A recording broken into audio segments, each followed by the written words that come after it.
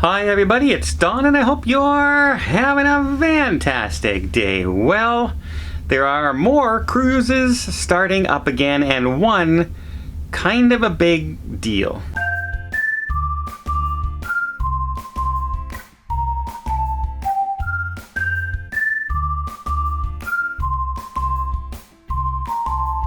So we just set sail in Baltimore. Baltimore is up and running with its cruise ships. That's good news. And there's it's not a brand new cruise ship, but a brand new sailing. Now, in the port of Los Angeles, there has been the Carnival Panorama has set sail for almost 4 weeks now. It's been sailing. Well, Princess is about to sail one of her ships out of there, doing some Cabo cruises and stuff like that on the Grand Princess. And that's kind of a big deal because of what happened with the Grand Princess. It was one of those ships that everyone paid attention to at the beginning of the pandemic, and now the Grand Princess is setting sail. So that's good news. I'm glad to see that one setting sail. Also, again, out of LA, another Princess cruise ship, the Emerald Princess, is supposed to set sail for a 15-day cruise on the 15th of October next month. So I'm really happy to see more ships starting out, and not just the big ships, right? Here comes the Oasis class ships. Here comes the Mardi Gras. Here comes the Norwegian Encore. Here comes the Majestic Princess. All the big ships. All the biggest and brightest. The Odyssey of the Seas, the Virgin Scarlet Lady, all the biggest and brightest. And now we're starting to see those smaller ships that some people absolutely love to sail on. You know, you're starting to see, the Glory, Carnival Glory is setting sail. You're now seeing the Emerald and the Grand setting sail. Smaller ships for Princess, which some people, you either love the ships or you hate the ships. It really doesn't, you don't know. Now, I have not seen the Emerald Princess since they redesigned it. And some people said, oh, it looks beautiful and they did a lot of nice things on the ship. But other people complained that they added too many cabins, because when they went in and refit, they actually added, I think, like a 76 or 106 new crew cabins. And so you're walking around that you used to be able to do in some of the decks, you can't do anymore because it's blocked off because now there's cabins there. So I'm going to check that out at one point and see what it looks like now.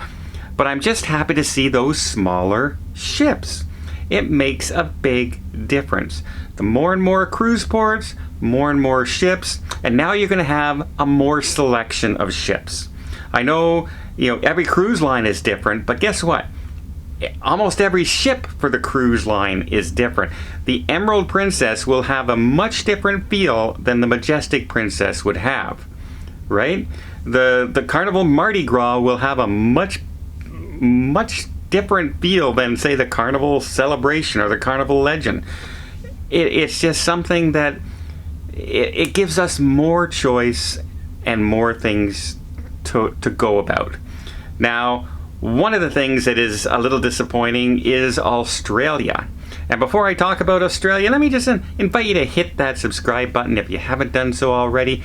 Really does help the channel. You're going to see all the upcoming cruises coming up in the near future. You'll be just notified of them. You can watch it if you want. You can ignore it if you want. It just lets you know there's a new video out. And it doesn't cost anything, and it really does help the channel. I'd really appreciate it.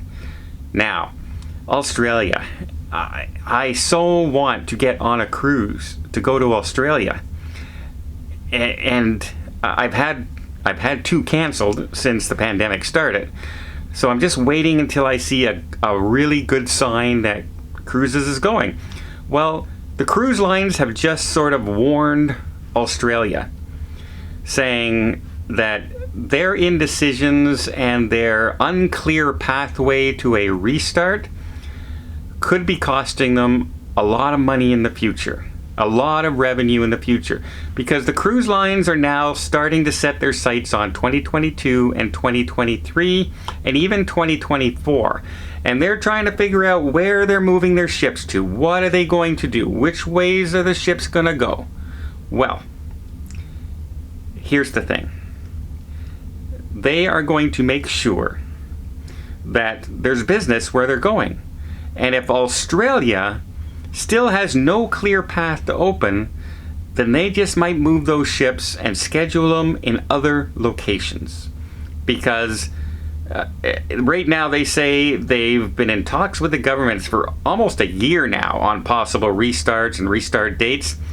And it's like, they still say it's like talking to a brick wall. It's like pounding your head into a brick wall. They're getting nowhere. There doesn't seem to be any movement whatsoever. I believe Australia is around 40% vaccinated now, and their target for any kind of reopening in the country is 90%. Meanwhile, there's hardly any countries even close to 90% in the world, let alone Australia by itself. But we'll have to wait and see. That's what they're just trying to go for. I know they were hit hard at the beginning of the pandemic, but as far as the country is concerned, as far as overall pandemic is concerned, they had huge restrictions, but they really weren't hit hard by the pandemic compared to other places in the world. Now, will the cruise ships start to move out? Well, Princess has already announced their restart is now April of next year. And they are looking perhaps, and other cruise lines are doing the same thing. Royal Caribbean's doing the same thing. Holland America's doing the same thing. They may, if this goes any further, they may just decide to say, you know what, we're going to assign, at least for a year or 2 years, we're going to assign our ships in other locations until Australia is open for good. And if that happens, you're going to see a lot of tour operators, a lot of farmers, a lot of markets, a lot of travel agents go out of business.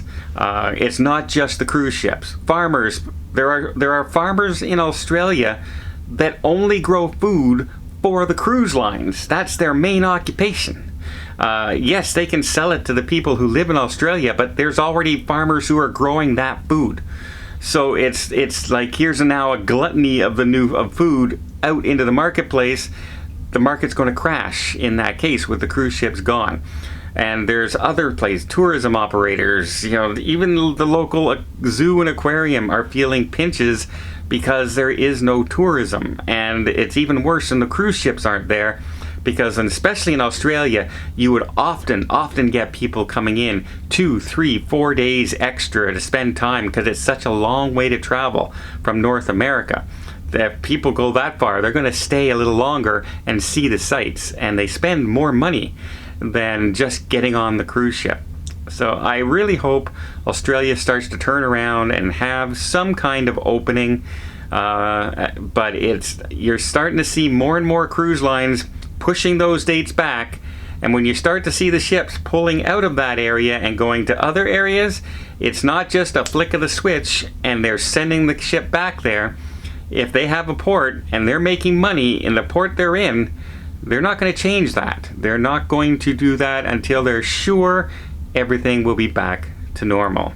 Well, I hope you appreciate this video. Good news about the Princess and smaller cruise ships starting up. I'm glad to see that. We need more choice. We need more diversity in our cruise ships. And that way we can pick and choose the exact vacation that's right for us. More choice is better for us. Well, I hope you appreciate this video. If you did, please give it a thumbs up. We'll see more tips, more tricks, more travel vlogs from around the world. Hit that subscribe button. Until next time, have yourself a safe and a great vacation.